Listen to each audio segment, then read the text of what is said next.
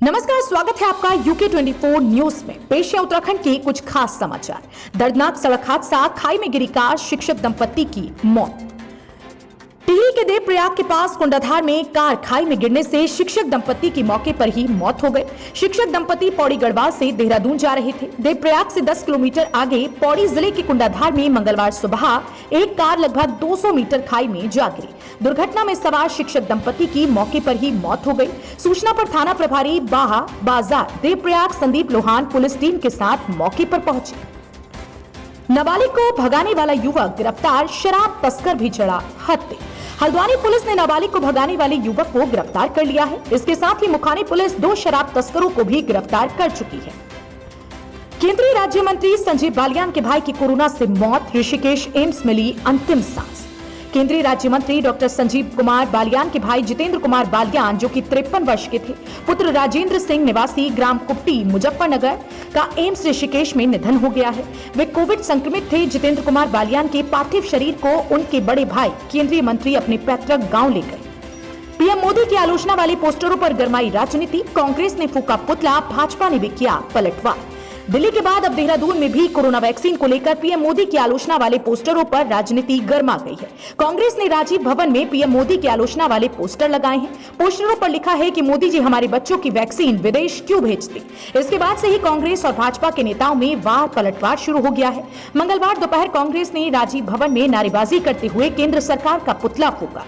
पुतला दहन में कई कार्यकर्ता शामिल रहे। नहर में मिला अज्ञात व्यक्ति का शव, पुलिस ने शुरू की जांच। उदयपुरी चोपड़ा के पास सिंचाई नहर में एक अज्ञात व्यक्ति का शव मिलने से क्षेत्र में हड़कंप मच गया। इसकी सूचना ग्रामीणों द्वारा पुलिस को दी गई।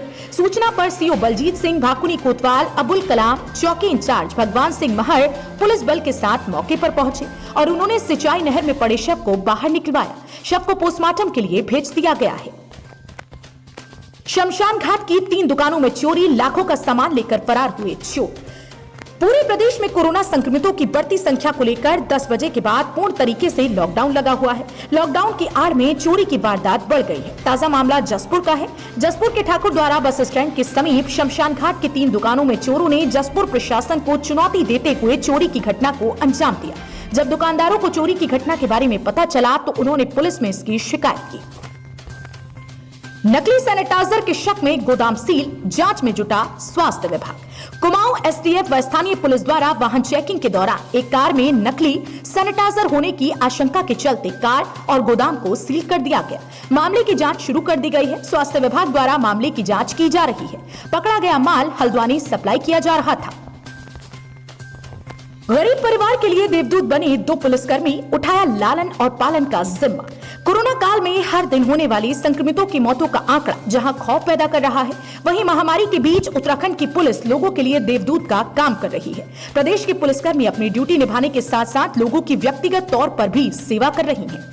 गुलदार की धमक से खौफजदा लोग, वन विभाग लगाएगा पिंजरा। हरिद्वार के रुड़की के मूलदासपुर माजरा गांव के खेतों में गुलदार की दमक से लोगों में दहशत का माहौल है। हालांकि कुछ ग्रामीणों ने गुलदार को देखकर भगाने के लिए उसके पीछे ट्रैक्टर दौड़ाया, जिसके बाद गुलदार भागकर खेतों में छिप गया। वहीं एक ग्रामीण ने गुलदार का वीडियो भी बना लिया।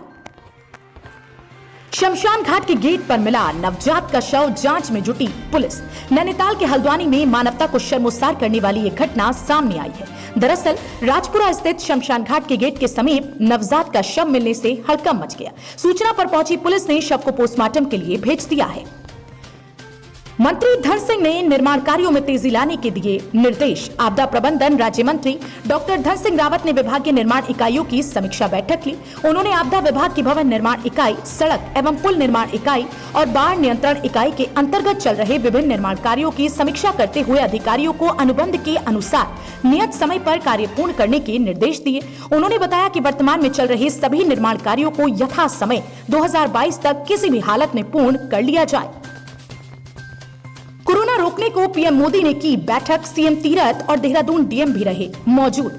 देश में कोरोना की रोकथाम को लेकर प्रधानमंत्री नरेंद्र मोदी ने 10 राज्यों के 46 जिलाधिकारियों के साथ बैठक की है। इस दौरान उत्तराखंड के सीएम तीरथ सिंह रावत और देहरादून जिलाधिकारी आशीष श्रीवास्तव वर्चुअल माध्यम से मौजूद रहे। ब्लैक फंगस ने बढ़ाई उत्तराखंड की मुसीबत, जाने बचने का तरीका। कोरोना मरीजों को एक और खतरनाक बीमारी घेर रही है। हालांकि उत्तराखंड में इसके मामले कम हैं, लेकिन ये बेहद खतरनाक बीमारी है। इस बीमारी की वजह से आंखों में फंगल इन्फेक्शन हो जाता है और आंखों की रोशनी जाने का खतरा भी मंडरा रहा है। उत्तराखंड में कोरोना कर्फ्यू में मिली सुविधा, अब घर बैठे बनेगा लर्निंग ड्राइविंग लाइसेंस। उत्तराखंड में परिवहन विभाग जल्द ही लर्निंग ड्राइविंग लाइसेंस बनाने की प्रक्रिया को ऑनलाइन करने जा रहा है। इसके साथ ही आरसी का रिन्यूअल भी घर बैठे हो सकेगा। इस जिले में भी वैक्सीन खत्म, वैक्सीनेशन सेंटर बंद। नैनीताल जिले में कोरोना वैक्सीन की भारी कमी हो गई है, जिसके चलते अब यहां पर कई वैक्सीनेशन सेंटर बंद कर दिए गए हैं। हल्द्वानी में केवल MB-PG कॉलेज में केवल एक ही काउंटर में वैक्सीनेशन हो रहा है, जबकि 45 से ऊपर वर्ष के लोगों के लिए वैक्सीन खत्म हो चुकी है। सचिवालय कर्मचारी संघ ने गोल्डन कार्ड वापस करने का लिया निर्णय। सचिवालय संघ ने सभी सदस्यों से 19 मई से 24 मई तक ये कार्ड सचिवालय संघ कार्यालय में जमा करने की अपील की है। इसके बाद ये कार्ड राज्य स्वास्थ्य प्राधिकरण के मुख्य कार्यकारी अधिकारी को वापस कर दिए जाएंगे। SDRF का सुरक्षा कवच पहाड़ के 20 गांवों को लेगी गोद। SDRF कोविड से जारी जंग के बीच रोज नए अध्याय जोड़ रही है। इसी के तहत अब SDRF पर्वतीय जनपदों में अपने पोस्ट के पास की अति प्रभावित किसी एक बड़े गांव को कोविड से सुरक्षा हेतु गोद लेगी। उत्तराखंड पुलिस के मिशन हौसला के तहत इस अभियान को SDRF का सुरक्षा कवच कहा जा रहा है। बड़ी खबर, देहरादून के जाने माने रेस्टोरेंट में लगी आग।